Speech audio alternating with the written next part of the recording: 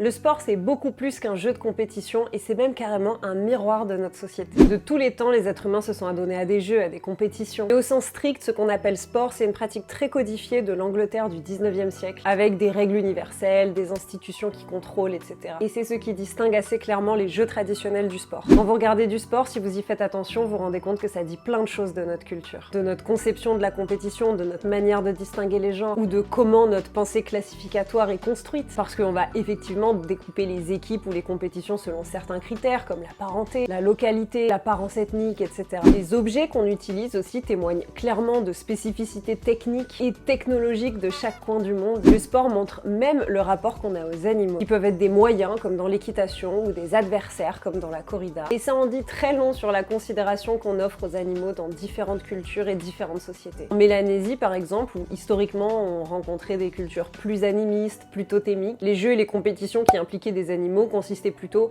à les imiter, leurs parades, leurs cris, etc. En fait, le sport, c'est un parfait observatoire des particularités culturelles, avec par exemple la manière très spéciale de jouer au foot des Gaokugama, dont je vous ai parlé dans une ancienne vidéo sur la chaîne YouTube sur le football. Et finalement, si on y réfléchit bien, les grands événements sportifs sont littéralement comme des grands rituels modernes.